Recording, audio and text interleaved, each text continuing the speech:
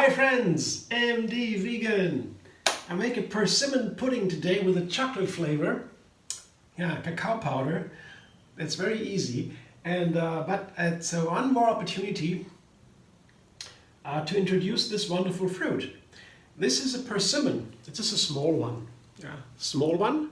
Yeah, you see. And I show you this is very ripe. I have to be careful because they're so soft now. I can easily break it. Here are two others, small ones. This is a little larger one. They're very ripe, all three of them. And usually I only need one large to make a pudding for myself. Don't need much. But today I show you smaller ones. Whatever you get in the shops, you never know what is there. I take whatever I get. So these ones were small, but I can show you. They have been sitting now for some weeks in my room here, in my apartment. And here, what I show you is how I show you they are ripe.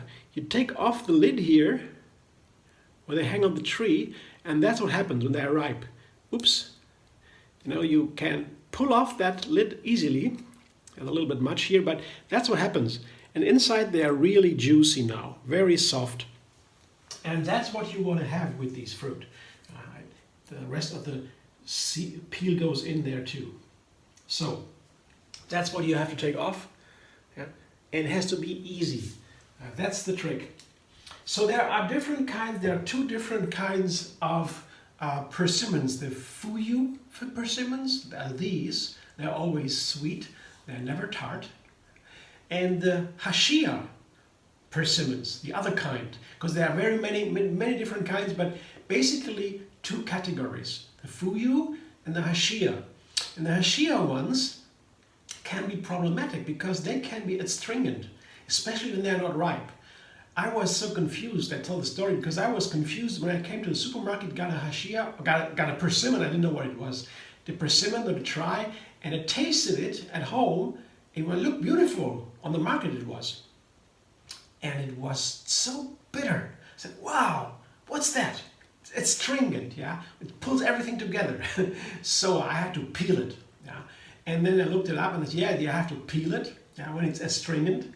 But you can also let it ripen to very soft, and then you can eat it. So when it's organic, of course, you can always eat the peel. But when it's not organic and it's sprayed, in some cases, you might want to peel it anyway. But these are fortunately organic. When I can get it, I take it organic, and then I don't need to peel it. And the fuyu, they can even be not so ripe and firm, and even then they are sweet together with the peel. The hashia ones, they can be astringent if they are not ripe. So. And the ripeness is also important because, by the way, the persimmon is maybe one of the most grown fruit on the planet. So it comes from China basically, but now it's all over the planet. They grow it everywhere. It's such a great, they want to have it, all want to have that fruit.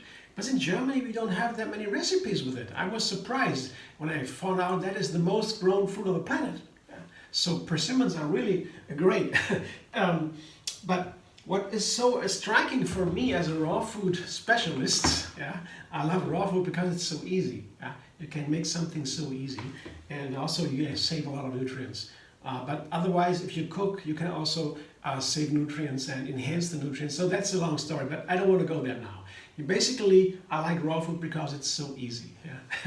And as a raw food guy, when you don't cook, for example, these fruit are so interesting because they have a very soft texture when they're ripe, very soft. You see, I mean, I showed you before, and open it here.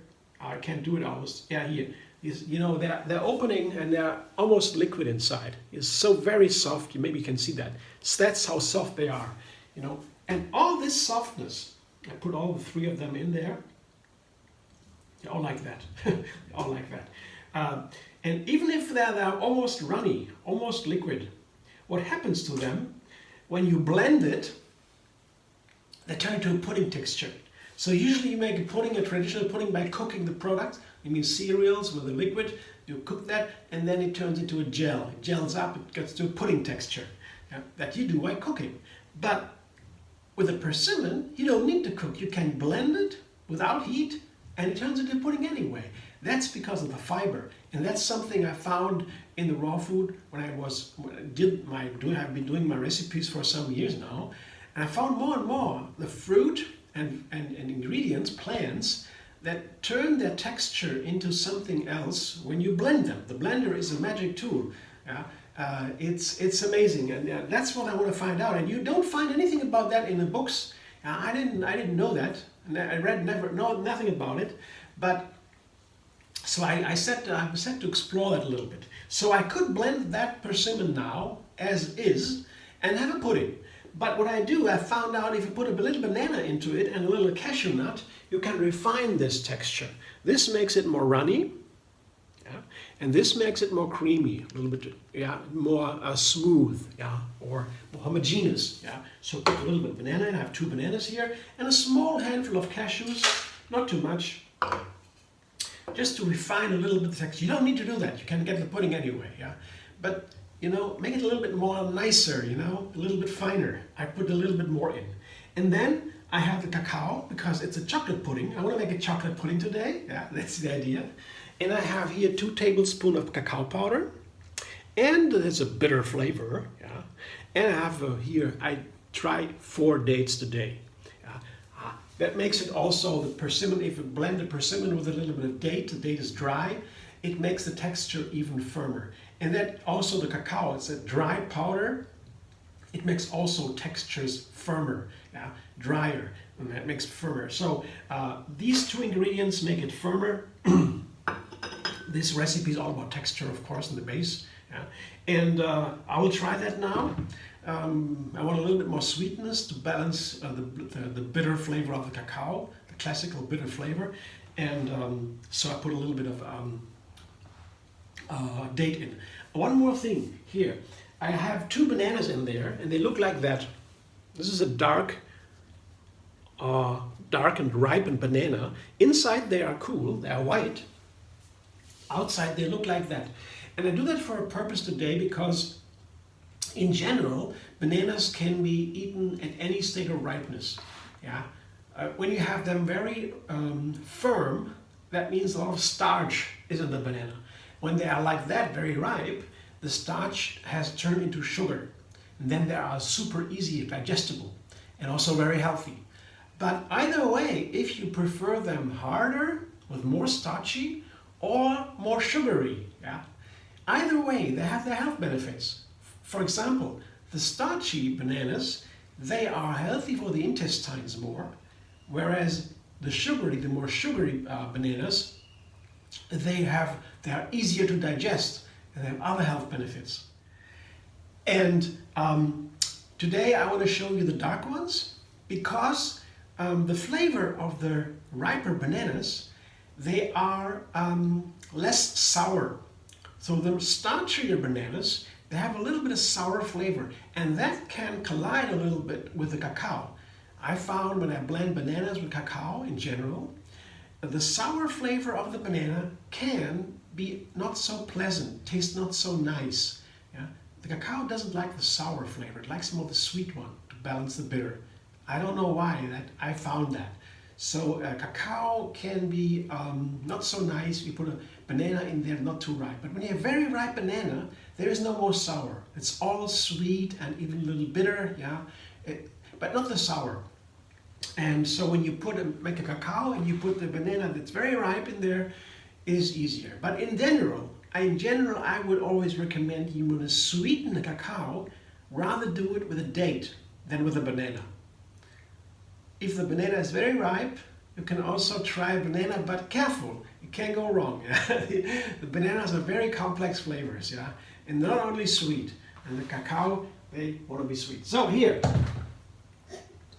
everything is in, 5 ingredients: persimmon, the main part, a little bit banana, ripe, and some cashews, a little bit only, dates, and cacao powder. Blender dance. Let's see what happens.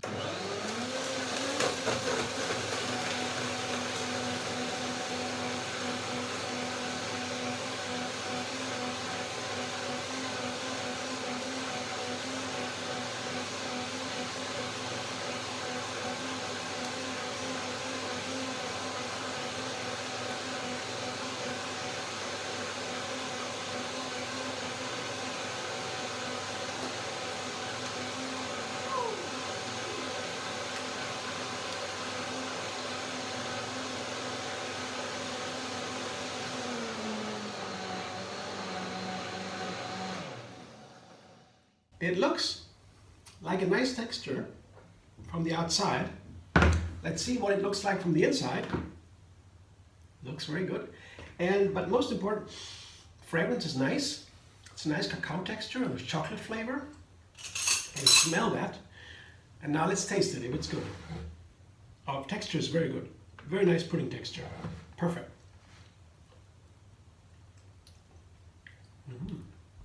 Oh yeah. Sweet. One more.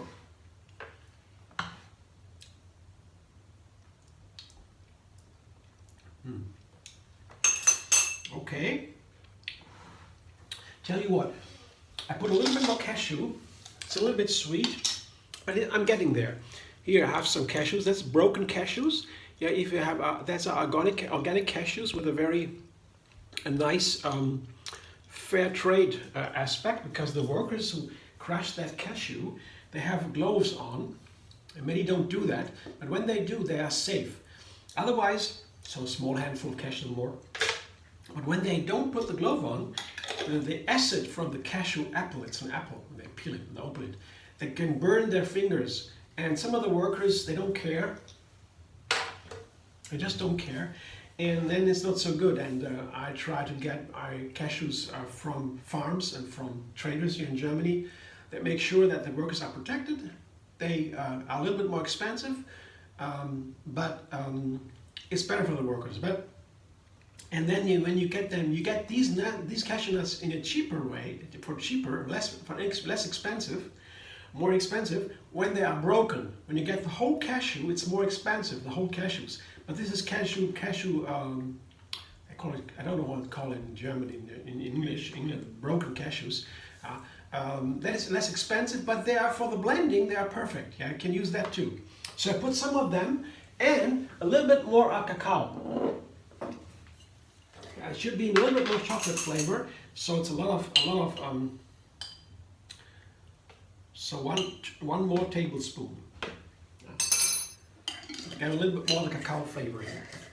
Let's see. So one more blending. Cacao makes it a little bit bitter, more bitter, less sweet. It's a little bit too sweet here, and a little bit too little cacao flavor. So both and it could be a little bit more pudding-like. So one more blender dance.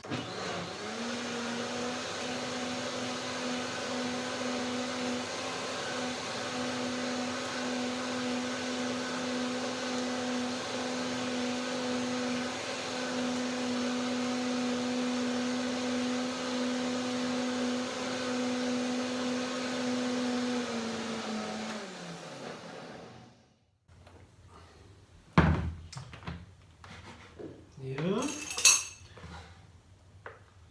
Is it enough now? Texture is now even more like a chocolate mousse. Yeah, let's see.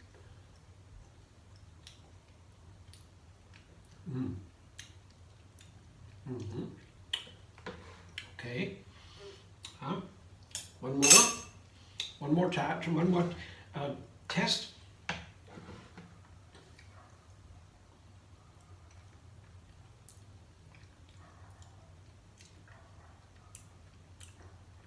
Almost there.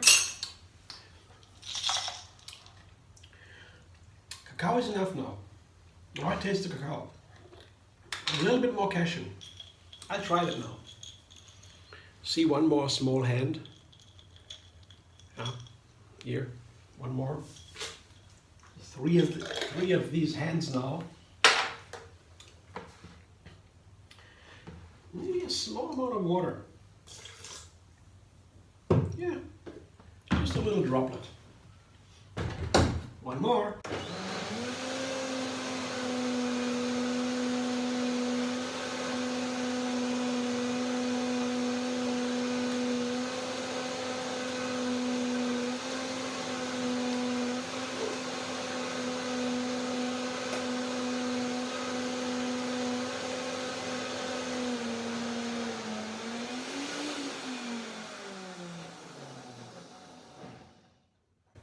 Texture gets heavier now. You can see that also when the blender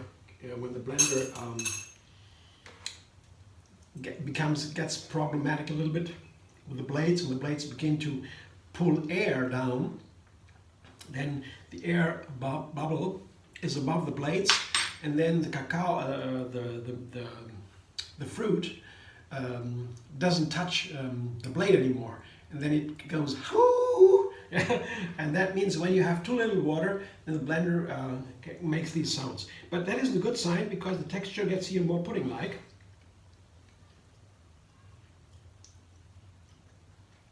I would say that's it. Wow, now it tastes like a cacao chocolate pudding. I got the right ratio, I guess. So I had 3 little hands of cashews, that maybe half a cup or so. I would say it's half a cup of cashews, a little bit more maybe. 2 bananas, 1 large or 2 medium small